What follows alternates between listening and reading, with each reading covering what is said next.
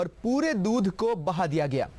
आपको बता दें कि 19 अगस्त से मिलावटी दूध की बिक्री को लेकर शासन के आदेश के बाद प्रदेश भर में कार्रवाई का सिलसिला जारी है, लेकिन मिलावटखोरों पर कोई अंतर नहीं पड़ा, कोई असर नहीं पड़ा। उनका धंधा बदस्तूर जारी है।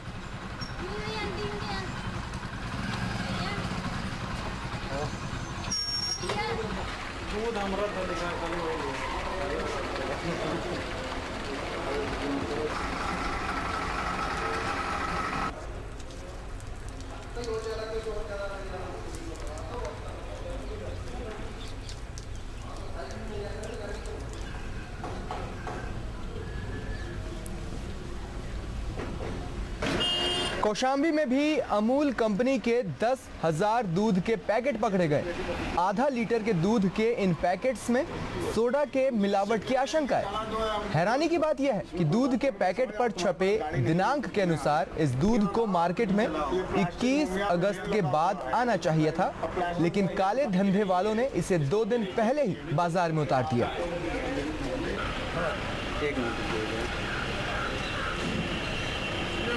टीवी से है। वहीं राजधानी में तो सफेद दूध के काले कारोबारियों की जड़ें इतनी गहरी हो गई हैं कि वो दूध में मौत घोलने लगे हैं। हम आपको बता दें, जिस फॉर्मेलिन का इस्तेमाल अब तक डेड बॉडीज को संरक्षित करने के लिए होता था, उसे भी मिलावटखोरों ने दूध में घोलना शुरू कर दिया है।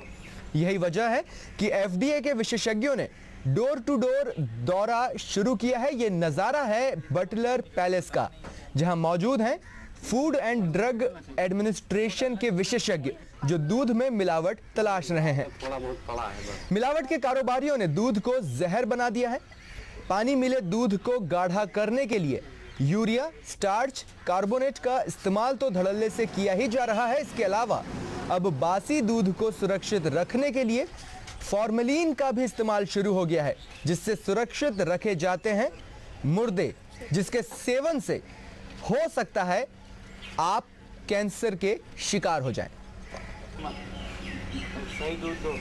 और रुख करेंगे लखनऊ का, जहां हमारे साथ मौजूद है हमारे संवाददाता अनुराग त्रिपाठी। अनुराग, जहां से ऐसे लोगों के खिलाफ फरमान जारी होते हैं, वहां की तस्वीरें हमने दी हैं।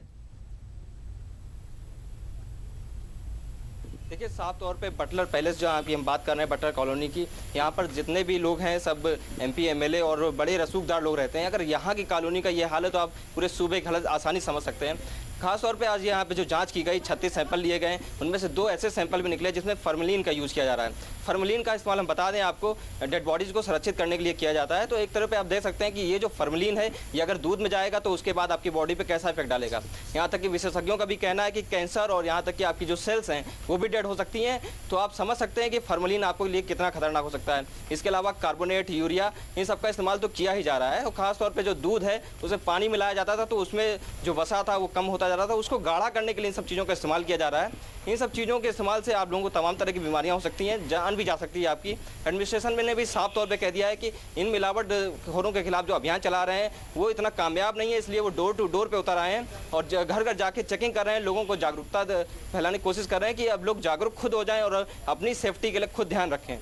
जी, कुल मिलाकर लेकिन इससे एक अनुराग नेगेटिव मैसेज भी जाता है कि हम इतने सक्षम नहीं हैं कि जगह पर जाके इन चीजों का पीछा कर पाए। फिलहाल अगर बटलर पैलेस की बात ही की जाए तो कौन था इस गोरख धंधे के पीछे, क्या ट्रेस कर पाई है पुलिस, क्योंकि कार्रवाई भी करना अब जरूरी है। देखिए, कार्रवाई की बात जरूर करेंगे, लेकिन जो दूधिये आ रहे थे बटलर पैलेस में, आज उन सबकी भी रोक के जांच की गई है। दूध की एक सैंपल लिया गया है, उसमें लैक्टोमीटर के जरिए, हम आपको बता दें लैक्टोमीटर जो एक ऐसा उपकरण है जिसके जरिए दूध में मिलावट का पता चलता है, लेकिन खासतौर पर ये लैक्टोमीटर को भी पीछे छोड़ दिया है मिलावटखोरों ने।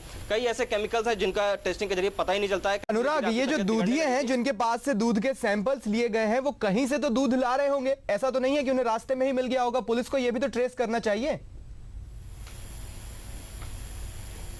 देखिए बिल्कुल जाहिर तौर पे कि दूधिये कहाँ से आ रहे हैं ये सबको पता है। मंडियों में छापे मारी जा रही है, एक एक करके सबको पकड़ा भी जा रहा है, लेकिन कहीं ना कहीं ये प्रशासनिक खामियां हैं जिसके चलते ये दूधिये बचते जा रहे हैं और कहीं ना कहीं प्रशासन इसके लिए पूरी तरह से जिम्मेदार है, जो इन तरह पर आज तक रोक नहीं लगा पाया है। निश्चित तौर पर अनुराग, कुछ इस तरह की कार्रवाई नहीं होती है कि ऐसे लोगों के बीच में डर फैले या इस तरह के लोग घबराएं इस तरह के गोरख धंधे को चलाने से पहले। निश्चित तौर पर कार्रवाई शायद लचर रह जाती है या फिर कार्रवाई के बाद जब मुकदमा चलता है, कभी सजा होती है तो कोई बहुत ज्यादा बड़ी सजा का भी प्रावधान नहीं है, इसके चलते इन लोगों में डर भी व्याप्त नहीं हो पाता है। जरूरत है एक बार फिर से शुरुआत से सोचने की इन सभी चीजों को मद्देनजर रखते हुए। बहुत बहुत धन्यवाद आपका तमाम बातचीत के लिए अनुराग।